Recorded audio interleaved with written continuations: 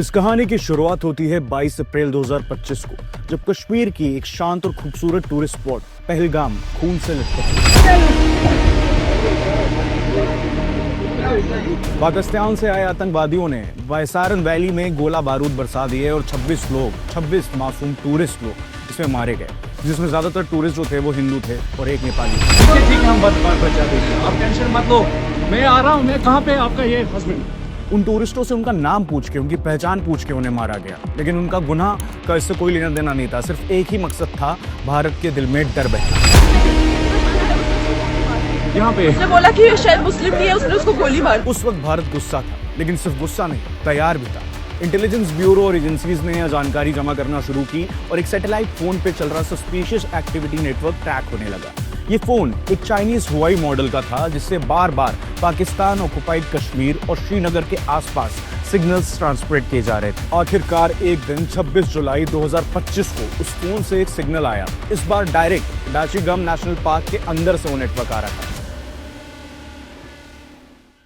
ये वही forested area था जो हरवान, लिडवास और डारा जैसे गांव के आसपास फैला हुआ था। उसी जगह पे महादेव का एक प्राचीन हिंदू स्थान भी है। एजेंसीज ने बिना समय गवाए एक multi agency joint operation launch करने का फैसला किया और उसे नाम दिया गया ऑपरेशन महादेव। ये नाम दोस्तों केवल उस टरेन से इंस्पायर्ड नहीं था, ये भगवान शिव का नाम है, जिन्हें विनाशक और शांति हिंदू धर्म में दोनों का प्रतीक माना जाता है। ऑपरेशन की जिम्मेदारी दी गई इंडिया आर्मी के 24 राष्ट्रीय rifles, elite 4 para special forces, CRPF और जम्मू कश्मीर की पुलिस स्पेशल ऑपरेशंस ग्रुप को। मिशन पूरी तरह से क्लियर था, लोकेट, सराउंड एंड न्यूट्रलाइज। जुलाई 27 की रात को फोर्सेस ने स्टेल्थ मोड में लिडवास के अंदर घुसना शुरू कर दिया।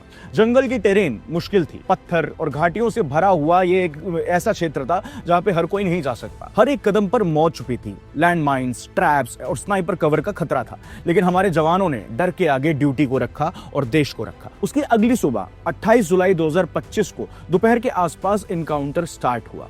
एक छोटी सी घाटी में छुपी हुई एक कच्ची शेल्टर आइडेंटिफाई हुई, जिसे हम बंकर भी कहते हैं, जहां से थर्मल एक्टिविटी ट्रेस हो रही थी। जब हमारी फोर्सेस ने उस जगह को घेरा तो 3 हेवीली आर्म्ड मिलिटेंट्स ने वहां से फायरिंग शुरू कर दी। मिलिटेंट्स कहना पड़ रहा है, मैं टेररिस्ट ही कहना प्रेफर करूंगा। जवानों ने पूरी स्ट्रेटेजिक प्लानिंग के साथ रिटेलिएट किया। ड्रोन टेक्नोलॉजी से रियल टाइम इनपुट्स मिल रहे थे और कम्युनिकेशन आर्मी हेडक्वार्टर से लाइव हो रही थी। इस गोलीबारी में 3 आतंकवादियों को मार गिराया गया और जब उनकी पहचान हुई तो पूरा देश एक सांस में रुक गया, क्योंकि ये आतंकी वही थे जो पहलगाम टेरर अटैक जिन्होंने प्लान किया था। इनमें से पहला नाम था सुलेमान शाह, जिसे लश्कर ताइबा में हाशिम मूसा के नाम से भी जाना जाता है। पाकिस्तान आर्मी की स्पेशल सर्विसेज ग्रुप का ट्रेन कमांडो था ये। इसके ऊपर 20 लाख रुपए का इनाम भी था। वही मास्टरमाइंड जिसका दिमाग 22 अप्रैल को मैसेकर में निकला गया था, उसके तार जोड़े गए थे पहलगाम टेरर अटैक से। इसमें दूसरा नाम था जिब्रान, जिसका नाम अक्टूबर 2023 के सोनमार्ग टनल अटैक में सामने आया था। और तीसरा और आखिरी नाम था हमजा अफगानी, एक senior LET operative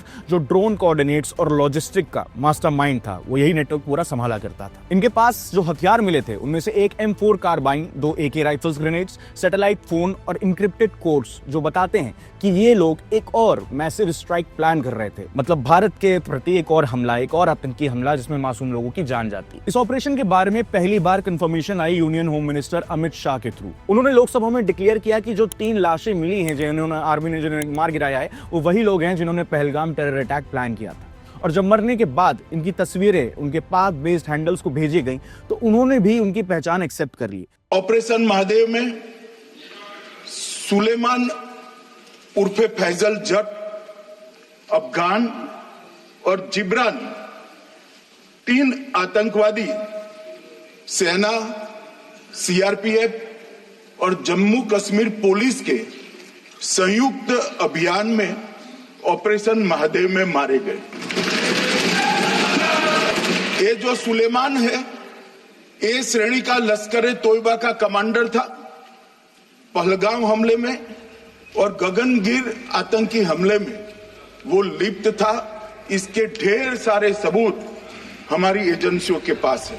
operation Mahadev ने एक बार फिर साबित कर दिया कि भारत सिर्फ शोक मनाने वाले देश में नहीं आता है, जो एक टाइम यूपी की सरकारों में होता था, मोमबत्ती जला ली, कड़ी निंदा कर दी। अब भारत याद रखता है और भारत बदला भी लेता है। और इन सब में से सबसे बड़ी बात, इस ऑपरेशन ने एक प्रेसिडेंट सेट किया है। एक जगह अटैक होगा तो उसका जवाब सिर्फ एलओसी तक ही सीमित नहीं रहेगा। भारत अब आतंकवादी कहीं भी छुपे हों, उनके पीछे पीछे आएगा, उनके ढूंढ के, उनको घुस के, उनके चाहे वो जंगल में हो, चाहे पीओके के पार हो, पहाड़ों में हो, गटर में छुपे हो, उन्हें ढूंढ के निकालेगा और चुन चुन के मारेगा। इस मिशन में दोस्तों मैं एक और सिंबलिज्म देखता हूँ, महादेव के नाम का। जैसे शिव जी जब तांडव करते हैं तो विनाश होता है, वैसे ये ऑपरेशन एक तांडव था, आतंक का संपूर्ण विनाश। और जैसे कि दोस्तों हम कश्मीरियत जो चिल्लाते हैं वामपंथी लोग, उनको मैं बता दूं कि कश्मीर शिव जी की नगरी है। शंकराचार्य जी ने तपस्या की थी वहां पे। आज भी डची गांव के जंगलों में जब हवा चलती है तो उसमें गन फायर की गूंज मिलती है, ये याद दिलाने के लिए कि इंडिया चुप नहीं रहेगा, ये नया भारत है। भारत ने दोस्तों पहले भी दिखाया है, सर्जिकल स्ट्राइक जो 2016 में हुई थी, बालाकोट एयर स्ट्राइक 2019 में,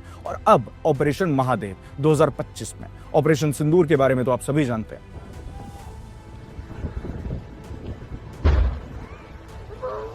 भारत किसी भी जंग को अब सिर्फ कागज के पत्तों पे, पेपर पे नहीं लड़ता है, वो जमीन पर लड़ता है और जीत कर आता है। तो दोस्तों जब भी किसी देशद्रोही को भारत के खिलाफ कुछ बोलने का मन हो तो ऑपरेशन महादेव उनको जरूर याद दिला दीजिएगा। दोस्तों कमेंट्स में हमारे देश के वीर जवानों के लिए एक जय हिंद जरूर बोलिएगा। जय हिंद, जय भारत। मिलते हैं अगले वीडियो।